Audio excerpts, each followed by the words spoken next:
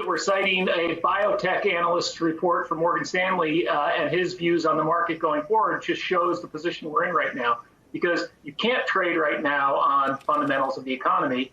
And last week's rally was all not on, okay, maybe better economic growth. It was on the fact that case counts were starting to plateau across, hard-hit areas in Europe and here in New York. So I think that just shows where we are right now. We're trading more off of health headlines rather than economics or earnings at this point.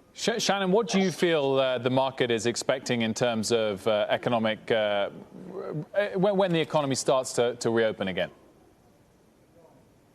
I think the expectations that were sort of baked into last week's rally were that, we were going to be able to recover from this a little bit quicker than we had anticipated. So agree, it's all about duration. But if you look at the potential for consumer spending to return to 100% of what it was pre-crisis and pre-virus, I think that's a little optimistic and probably a bit naive. I mean, just think about all the activities where you're not necessarily going to go back to doing exactly what you were previously.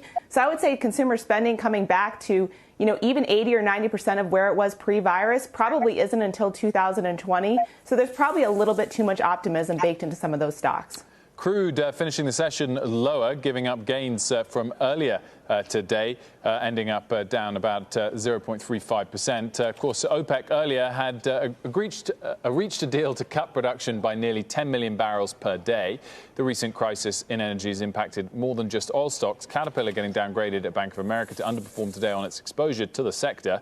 The firm saying that while Caterpillar derives only 10% of its revenue from oil and gas, its construction and mining products will be hit as well.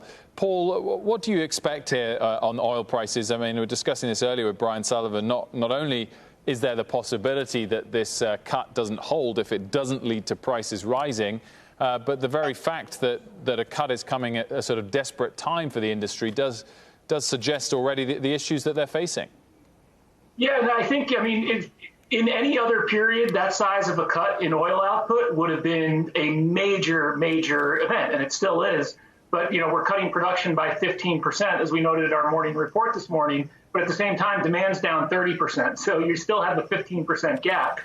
So I think, when we're at 10 million barrels a day, then even if you go up to 12, there's still a shortfall. And I think that's why Trump was talking more earlier today about 20 million, because that's really what you have to get to make up for this production, this mismatch between supply and demand at this point. And on Caterpillar, yes, they have exposure to energy and commodities. Both those sectors have been weak for some time. So, I'm sure some of that's priced into the stock. I think the encouraging aspect about that analyst note, though, is that the dividend remains safe in his view. And the fact that I think if you have a longer term perspective, Caterpillar is probably a decent name.